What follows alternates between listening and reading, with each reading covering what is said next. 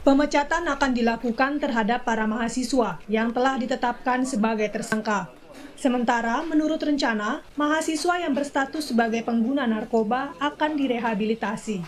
Wakil Rektor Bidang Akademik, Kemahasiswaan dan Alumni Universitas Sumatera Utara, Edi Ihsan menyebut, pemecatan ini sudah sesuai dengan peraturan universitas. Edi menegaskan pihaknya tidak menoleransi setiap pelanggaran tindak pidana yang dilakukan mahasiswa. Kami tidak akan intervensi sama sekali berkaitan dengan proses hukum. Karena ini menjadi bagian dari upaya pencegahan yang harus kita lakukan supaya rekan-rekan dan adik-adik mereka lain tidak ikut terlibat di dalam tindakan penyalahgunaan narkoba seperti ini.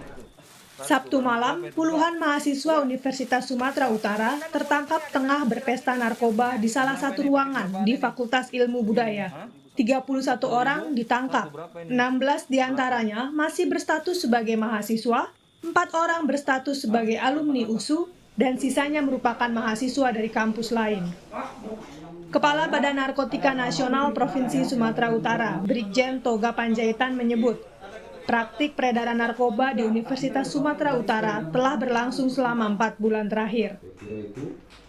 Kemudian dari 31 orang yang dinyatakan positif, di data ternyata 20 orang adalah mahasiswa dari Universitas Sumatera Utara. Terdiri dari 14 orang masih kuliah, ya, rata-rata di atas semester 4. BNN Sumatera Utara kini telah menetapkan 3 orang sebagai tersangka pengedar narkoba. Sementara pihak USU masih menunggu hasil penyelidikan yang tengah dilakukan BNN untuk menentukan tindakan yang akan dilakukan kepada para mahasiswa lain. Tim Liputan, Kompas TV. 31 orang mahasiswa ditangkap dalam penggerebekan yang dilakukan BNN Sabtu malam. Saat ini BNN juga masih mengembangkan penyidikan terhadap para tersangka. Lantas bagaimana pengawasan yang dilakukan pihak universitas, lalu tindakan apa yang akan diambil? Saat ini Kompas Siang sudah bergabung bersama kami pada hari ini Rektor Universitas Sumatera Utara Murianto Amin. Pak Murianto, selamat siang. Siang, Mbak. Oke, Pak. Siang. Ini status di USU saat ini apakah sudah masuk mahasiswa, sudah ada pembelajaran tatap muka atau masih daring? Kita masih melakukan daring, jadi belum ada tatap muka karena sekarang ini lagi proses vaksinasi bagi mahasiswa. Setelah kita dapatkan baru kita melakukan pertemuan tatap muka kira-kira bulan November nanti, Mbak. Oke, masih daring artinya dari di area kampus tidak boleh ada mahasiswa ataupun siapapun yang bisa masuk ke area kampus? Ya, untuk area kampus yang bisa masuk adalah sebagian pegawai, lalu kemudian mahasiswa untuk yang menggunakan laboratorium, itu pun harus persetujuan dari dosen pembimbingnya dan menggunakan protokol kesehatan yang ketat. Jadi di lab ada beberapa mahasiswa yang menggunakan alat lab untuk tugas-tugas kuliahnya, Mbak. Oke, hanya boleh karyawan, mahasiswa pun bisa masuk kalau ada izin berarti dari dosen. Nah, pertanyaannya mahasiswa yang tertangkap itu bagaimana, Pak? Bisa masuk ke kampus, apalagi tertangkapnya itu kan malam ya, tengah malam dan ramai-ramai, puluhan orang ada di sana. Ya, sebetulnya kejadian penangkapan itu kita sudah koordinasi sebelumnya dengan BNN. Jadi kira-kira ada, kalau nggak saya salah 2 bulan sebelumnya kita sudah koordinasi untuk berdiskusi mengenai gimana ini bisa kita selesaikan. Ada beberapa kali yang tertangkap mahasiswa oleh tim security kita di internal kampus, tetapi karena tim security agak kesusahan ya untuk menertibkan ya, karena nanti isunya menjadi lain kalau misalnya terjadi perkelahian pertentangan di lapangan. Sehingga kemarin melalui rapat pimpinan di USU kita putuskan agar kita mengundang BNN untuk bisa masuk menertibkan penggunaan indikasi penggunaan narkoba oleh mahasiswa di kampus. Lalu tanggal 30 September kita mengirimkan surat ke BNN untuk segera secara formal Mbak ya, mengundang BNN untuk menertibkan beberapa lokasi itu Mbak. Berarti sebenarnya pihak universitas sendiri sudah dalam tanda kutip mengincar begitu Pak sekelompok mahasiswa yang memang sering kedapatan di area kampus? Benar Mbak, benar. Dan itu dengan berbagai macam motif ya. Jadi tim security kita agak kewalahan memang di lapangan. Karena mahasiswa ini selalu saja mengatakan bahwa dia ada tugas prakteknya, ada tugas ininya. Kalau dikerasin nanti isunya menjadi lain. Maka kita mengundang BNN agar berkoordinasi yang karena BNN adalah lembaga yang berwenang untuk melakukan tindakan seperti ini Mbak. Berarti kedepannya bagaimana Pak untuk pengawasan? Karena sebenarnya tidak menutup kemungkinan tidak hanya yang tertangkap ini, ada beberapa kelompok lain mungkin yang juga melakukan hal sama. Bagaimana pengawasannya ke depannya? Ini jadi ini pemicu kita untuk menertibkan penggunaan ruang-ruang kelas yang sekarang mulai kemarin ya saya kumpulin dekan untuk bisa kalau menggunakan ruang kelas hanya sampai jam 6 selama nanti pertemuan tatap muka, dan sekarang tidak ada lagi yang boleh menggunakan ruang kelas kecuali untuk hal-hal yang penting disetujui oleh dosennya dan diawasi oleh security.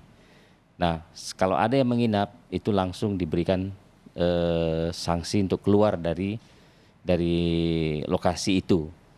Nah, ini yang sudah kita sepakati, penggunaan lab dan seterusnya tidak boleh lebih dari jam 6 sore.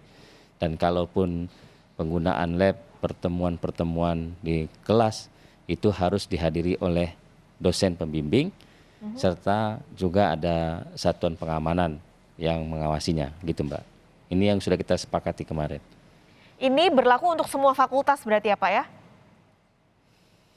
Ya, terus semua fakultas. Nah, karena momen penggerebekan BNN ini, kita nggak mau kejadian kira-kira 3-4 tahun yang lalu, yang akhirnya ada perkelahian ya, terus korbannya tim security kita. Nah, sekarang kita juga mewanti-wanti kepada tim security untuk tidak lagi mentolerir mahasiswa yang berkumpul di ruangan pada malam hari, lalu pasti di situ ada sesuatu yang terjadi. Itu yang tidak boleh lagi satuan pengamanan kita, security kita membiarkannya. Oke, nah ini kan sudah masuk ranah pidana Pak, ada penyalahgunaan narkoba di sini. Apa yang akan atau sanksi yang akan diberikan untuk mahasiswa yang tertangkap ini? Sanksinya pertama bagi mereka yang dibuktikan oleh BNN sebagai pengedar, maka mereka akan langsung kita berikan sanksi keras ya, berupa drop out. Kita mau lihat nanti ininya prestasi akademiknya. Lalu kemudian pemakai, karena koordinasi dengan BNN kemarin paling tidak direhabilitasi minimal itu 2-3 bulan. Nah, setelah rehabilitasi kita panggillah orang tuanya nanti untuk kita berikan peringatan. Kalau mudah-mudahan peringatannya hanya skorsing 1 semester. Ini untuk menimbulkan efek jera ini sebetulnya keputusan ini, agar tidak lagi main-main mahasiswa-mahasiswa dan para alumninya yang ada datang ke kampus ini, sehingga bersihlah kawasan kampus dari penggunaan narkoba ini Mbak. Bagi mereka yang kedapatan mengedarkan kita drop out kan setelah bukti dari BNN. Lalu bagi mereka yang direhabilitasi kita panggil orang tuanya buat surat perjanjian, dan kalau yang memang tidak ada kita akan berikan skorsing selama 1 semester Mbak. Ini untuk menimbulkan efek jera. Ada rehabilitasi lalu juga ada drop out sanksinya untuk pengedar. Tapi ini kan kalau melihat dari yang tertangkap ada alumni, ada mereka yang juga masih mahasiswa USU, ada yang mahasiswa bukan mahasiswa USU seperti itu Pak. Nah, bagaimana memastikan supaya kelompok ini atau jaringan ini tentunya tidak merambat ke mahasiswa lain di dalam kampus, berhenti sampai di sini dan sudah selesai?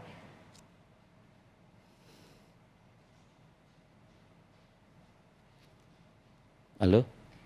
Pak Murianto? Halo, Mbak? Mendengar suara saya, Pak? Terputus tadi. Oke, sudah mendengar Pak suara saya? Terputus, Mbak. Oke, tampaknya kami ada gangguan komunikasi dengan Pak Murianto. Kami akan mencoba lagi menghubungi Pak Murianto. Tadi ada 4 orang alumni yang tertangkap dalam kelompok mahasiswa yang tertangkap BNN pada Sabtu lalu, saudara, di mahasiswa atau di kampus Universitas Sumatera Utara yang saat ini sebenarnya masih menetapkan atau masih menjalankan daring. Jadi belum ada pertemuan tatap muka. Nah, ini tertangkap pada Sabtu malam lalu. Kami sudah terhubung lagi dengan Rektor Universitas Sumatera Utara Murianto Amin. Pak Murianto, sudah mendengar suara saya? Ya Mbak, jelas Mbak. Baik, pertanyaan terakhir Pak. Ini kan kalau dari kelompok yang tertangkap ada mahasiswa USU, ada alumni, lalu juga ada mahasiswa dari sekolah lain. Nah, bagaimana memastikan Pak supaya jaringan ini, kelompok ini tidak beredar lagi, berhenti sampai di sini?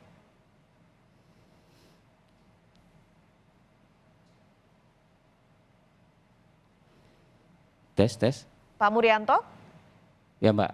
Ya, kita memastikan jadi setiap penggunaan ruang-ruang kelas itu harus sekarang ada persetujuan dari dosen pembimbing.